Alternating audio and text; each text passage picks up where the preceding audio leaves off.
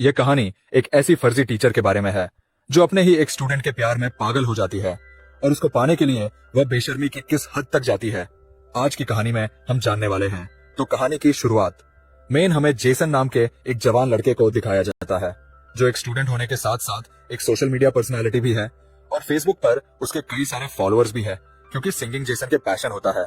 इसके बाद हमें एक कैथोलिक स्कूल को दिखाया जाता है जहां जेसन के पेरेंट्स समर वेकेशन के बाद जेसन और उसकी बहन जॉय को स्कूल छोड़ने के लिए आए हैं। वही सारा नाम की एक लड़की को भी दिखाया जाता है जो जॉय की रूममेट होती है और वो जेसन को लाइक करती है। जेसन के फादर चाहते हैं कि जेसन सिंगिंग छोड़कर अपनी पढ़ाई पर ध्यान दे, पर जेसन म्यूजिक को अपना प्रोफेशन बनाना चाहता है। वही सिस्टर रेबेका को दिखाया जाता है जो जेसन और जॉय की टीचर है और वो जेसन के पेरेंट्स से यह प्रॉमिस करती है कि वो जेसन और जॉय का ख्याल रखेगी। इसके बाद सिस्टर रेबेका स्कूल की नई टीचर सिस्टर सोफिया से मिलती है जिसका आज स्कूल में पहला दिन है। वो सोफिया को इस स्कूल के नियम कानून बताते हुए ये कहती है कि यहाँ टीचर्स के लिए प्रोटोकॉल है कि वो स्कूल में बिना मेकअप के आए। जिसके बाद सिस्टर सोफिया अपनी लिपस्टिक मिटाने लगती है। इसके बाद सिस्टर रेबेका सोफिया को पूरा स्कूल दिखाने लगती है तो वहीं पर इन्हें जेसन मिलता है। तो सिस्टर रेबेका उससे उसकी नई टीचर सिस्टर सोफिया से मिलवाती है, लेकिन सोफिया ये देखती है कि आज जेसन थोड़ा अपसेट है, जिस पर सिस्टर रेबेका उसे बताती है कि जेसन ने नशे के हालत में अपने फादर की कार का एक्सीडेंट कर दिया था। तब से जेसन के डैड उससे नाराज रहते हैं और जेसन स्टूडेंट होने के साथ साथ एक सोशल मीडिया पर्सनालिटी भी है। अब इसके बाद जैसे ही सोफिया अपने कमरे में आती है तो वो अपने लैपटॉप में जेसन को देखकर उसकी तरफ अट्रैक्ट होने लगती है और जेसन को लैपटॉप पर ही किस करती है, जिससे ये पता चलता है कि सोफिया जेसन को पहले से जानती है। अब अगले दिन वो अपनी पहली क्लास अटेंड करने जाती है और सभी स्टूडेंट को अपना इंट्रो देती है, लेकिन उसी दौरान जेसन और सारा को बात करते हुए देखकर सारा को आगे बिठा देती है, जिस पर सारा को बहुत गुस्सा आता है। लेकिन यह देखकर जेसन की बहन जॉय को थोड़ा अजीब लगता है क्योंकि कैथलिक स्कूल में टीचर इस तरह का रूड बिहेव नहीं करते हैं। अब जैसे ही सोफिया बुक ओपन करती है तो जॉय कहती है कि क्लास शुरू होने से पहले सभी प्रेयर करते हैं। जिसके बाद सोफिया खुद प्रेयर करने के बजाय वो जॉय को प्रेयर करने के लिए कहती है। जिसके बाद जॉय प्रेयर करती है और उसके साथ सारे स्टूडेंट भी प्रेयर करने लगते हैं। तभी जॉय देखती है कि सोफिया प्रेयर नहीं कर रही और वो ये बात अपने भाई जेसन को बताती है। तभी जेसन को उस समय सारा का मैसेज आता है, इसलिए वो जॉय की बात पर इतना ध्यान नहीं देता। अब स्कूल के बाद सोफिया जेसन से मिलकर पूछती है कि क्या सारा तुम्हारी गर्लफ्रेंड है? तो जेसन कहता है कि मेरी कोई गर्लफ्रेंड नहीं है। ये सुनकर सोफिया बहुत खुश होती है, पर अगली सुबह वो जेसन और सारा को किस करते हुए देख लेती है और जेसन को क्लास में भेजकर सारा को डांटने लगती है। जिस पर सारा कहती है कि तुम मुझे नहीं जानती, मैं उस आदमी की बेटी हूँ जो इस स्कूल को फंड दिया करते हैं। लेकिन सोफिया को इस बात से कोई फर्क नहीं पड़ता और वो उसे जेसन से दूर रहने के लिए कहती है। अब क्लास के बाद सोफिया जेसन को रुकने के लिए कहती है और उसे कहती है कि तुमने तो कहा कि तुम्हारी कोई गर्लफ्रेंड नहीं है, फिर तुम सारा के साथ क्या कर रहे थे? जिस पर जेसन के पास इस बात का कोई जवाब नहीं होता। जिसके बाद सोफिया कहती है कि तुम एक बार मेरे चैम्बर में आकर मिलना। अब थोड़ी देर बाद जब जेसन सोफिया से मिलने के लिए जाता है तो वो देखता है कि सोफिया अपनी बॉडी को मॉइस्चराइजर कर रही होती है। असल में सोफिया ने जानबूझकर अपने कमरे का दरवाजा खुला रखा था ताकि जेसन उसे ऐसी हालत में देखकर उसकी तरफ अट्रैक्ट हो जाए। अब अगली सुबह सोफिया जेसन से पूछती है कि वो उससे मिलने क्यों नहीं आया, जिस पर जेसन कहता है कि वो भूल गया था। अब यहाँ जेसन और जॉय को स्कूल आए हुए 1 हफ्ता हो चुका है और वीकेंड पर उनके पेरेंट्स उन्हें अपने घर लेने के लिए आए होते हैं। वही सिस्टर सोफिया का जेसन के बगैर मन नहीं लगता, इसीलिए वो सिस्टर रेबेका से अपने आंटी की तबीयत खराब होने का बहाना करके स्कूल से लीव ले लेती है। इधर घर पर जेसन अपने डैड से कहता है कि वो स्कूल से 1 साल की छुट्टी लेकर अपने पैशन पर काम करेगा, लेकिन उसके डैड चाहते हैं कि वो अपना फोकस पढ़ाई में लगाए, जिस पर इन दोनों के बीच बहस हो जाती है और जेसन नाराज होकर बाहर आ जाता है और अकेले ही बाहर गाना गा रहा होता है। इसी दौरान सोफिया अपनी कार लेकर जेसन के घर आती है और छुपकर उसकी सिंगिंग को एंजॉय कर रही होती है। तभी जेसन को सारा का कॉल आता है, जिससे सोफिया गुस्सा होने लगती है और तभी सोफिया का पैर गलती से किसी चीज से टकराता है और आवाज आने पर जेसन उसकी तरफ बढ़ने लगता है। लेकिन तभी जेसन को जॉय का मैसेज आता है और वो वापस अंदर चला जाता है। अब सोफिया किसी तरह सारा को जेसन से दूर करना चाहती है, इसलिए वो अपनी पहली चाल चलती है, जिसमें वो रात को सारा के कमरे में जाकर उसकी बुक में ड्रग्स रख देती है। लेकिन बाहर निकलते समय उसका सामना सिस्टर रेबेका से होता है तो वो उन्हें बताती है कि उसे किसी की आवाज सुनाई दे रही थी, इसीलिए वो देखने के लिए यहाँ आई थी। इसी दौरान जॉय नींद से उठ जाती है जो सारा के रूम में ही रहती है और दोनों की बातें सुनकर उसे सोफिया पर शक होने लगता है।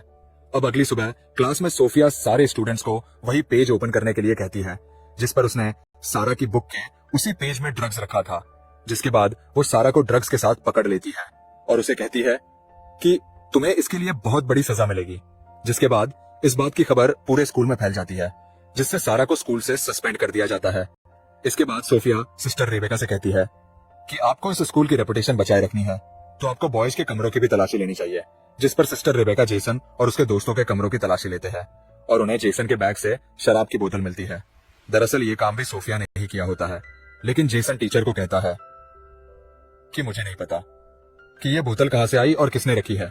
अगर आपने मुझे सस्पेंड कर दिया तो उस काम के लिए मेरी लाइफ बर्बाद हो जाएगी, जो काम मैंने असल में किया ही नहीं।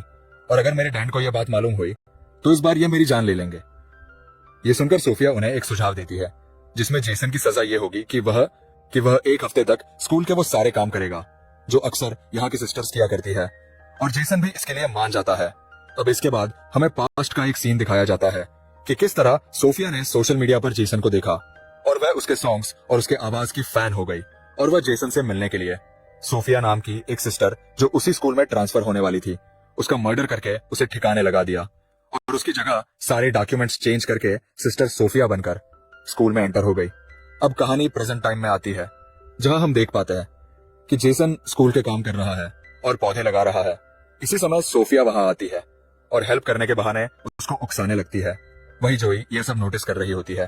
अब अगले सीन में हम देखते हैं कि सोफिया आखिरकार सारी धार्मिक हदों को पार करते हुए रात को जेसन के कमरे में एंटर हो जाती है और अंदर जाते ही वो मोबाइल रिकॉर्डिंग ऑन करके रख देती है और अपने गले से नेकलेस उतारती है।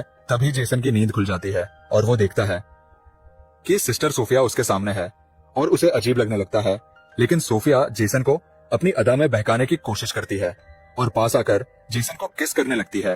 लेकिन जेसन को डर लग रहा था कि यह सब पाप है और उन्हें यह सब नहीं करना चाहिए, पर सोफिया के मनाने पर वो उसकी बहकावे में आ जाता है और आखिरकार दोनों एक दूसरे के बिल्कुल करीब होकर इंटीमेट हो जाते हैं। अब अगली सीन में हम देख पाते हैं कि जेसन रिग्रेट होकर चर्च में जाता है फादर से इस बात का कन्फेस करने के लिए कि उसे एक बहुत बड़ा पाप हो गया है। अब वो जैसे ही फादर से माफी मांगने लगता है तभी वह देखता है कि वह फादर की जगह सोफिया है और वो उधर ही आकर उसके गोद में बैठकर उसे किस करने लगती है और एक बार फिर से दोनों वहां पर इंटीमेट होने लग जाते हैं। अब इस इंसिडेंट के हुए एक हफ्ता गुजर जाता है और जेसन अपने घर चला जाता है जहां उसे सारा का मैसेज आता है जिसमें वो उसे रात की पार्टी के लिए इनवाइट करती है। वही सोफिया भी स्कूल से निकल रही होती है, पर तभी वो सिस्टर रेबेका को किसी और स्कूल के फादर से असली सोफिया के बारे में बात करते हुए सुन लेती है, जिससे उसको यह पता चला है कि वो फादर असली सोफिया को बहुत पहले से जानते हैं। यह सुनते ही वो घबराकर कार की तरफ बढ़ने लगती है, लेकिन तभी सिस्टर रेबेका उसे देखकर कहते हैं कि तुम कहाँ जा रही हो, जिस पर सोफिया उन्हें अपनी आंटी की मेडिकल इमरजेंसी का बहाना करके वहां से निकल जाती है। अब उसी रात जेसन अपने डैड से कहता है कि वो सारा के घर पार्टी में इनवाइट है, लेकिन उसके डैड उसे जाने से मना कर देते हैं। जेसन सारा के घर जाकर काफी शराब पीता है, जिसके बाद सारा उसे एक कमरे में ले जाती है और दोनों एक दूसरे को किस करने लगते हैं। पर इसी दौरान जेसन को सोफिया के साथ किए हुए इंटीमेट सीन याद आने लगते हैं, जिसके बाद वो एक बियर बोतल लेकर वहां से निकल जाता है, लेकिन उसको पुलिस खुलेआम बियर की बोतल के साथ पकड़ लेते हैं। पर तभी वहां सोफिया आकर पुलिस को बताती है कि जेसन मेंटली काफी डिस्टर्ब है और उन्हें वो कन्विंस करती है कि वो जेसन को जाने दे, जिसके बाद सोफिया की बात मानकर पुलिस उसे जाने देती है। अब जेसन सोफिया से कहता है कि वो नशे की हालत में घर नहीं जा सकता, इसलिए सोफिया उसे होटल के एक रूम में ले जाती है। वहीं हम देखते हैं कि जेसन की माँ उसके डैड को यह समझाने लगती है कि उन्हें जेसन को उसके पैशन के लिए 1 साल का समय देना चाहिए, जिस पर जेसन के डैड मान जाते हैं और उसे घर वापस लाने के लिए जाते हैं। वहीं इधर जेसन को रूम में लेकर आने के बाद सोफिया अपने कपड़े उतारने लगती है ताकि दोनों फिर से इंटीमेट हो सके, पर जेसन को शक होने लगता है कि वो हर जगह उसे फॉलो कर रही है और वो कहता है कि हम दोनों ने आज तक जो भी किया वो वाकई में एक बहुत बड़ा पाप है और मैं इस रिग्रेट से बाहर नहीं निकल पा रहा हूँ और अब आगे से हम दोनों ये सब कभी नहीं करेंगे। लेकिन सोफिया कहती है कि हम दोनों के बीच काफी सिमिलैरिटी है और हम दोनों के ही डेड हमें नहीं समझाते और हम दोनों एक दूसरे से मिले ही इसलिए कि दोनों एक दूसरे के साथ रह सके। लेकिन जेसन सोफिया की कोई बात नहीं मानता और वो सोफिया को उधर ही छोड़कर चला जाता है, जिससे सोफिया को बहुत गुस्सा आता है। वहीं जेसन के फादर उसे ढूंढ लेते हैं और उसे कहते हैं कि उन्होंने कहीं ना कहीं जेसन को फोर्स किया है और वो उसे सॉरी कहकर उसे एक मौका देने की बात करते हैं। अब अगले दिन सुबह जब जेसन और जोई दोनों स्कूल के लिए निकलते हैं तो सोफिया भी वहां होती है और वो उन्हें देखकर कार स्टार्ट करके जाने लगती है।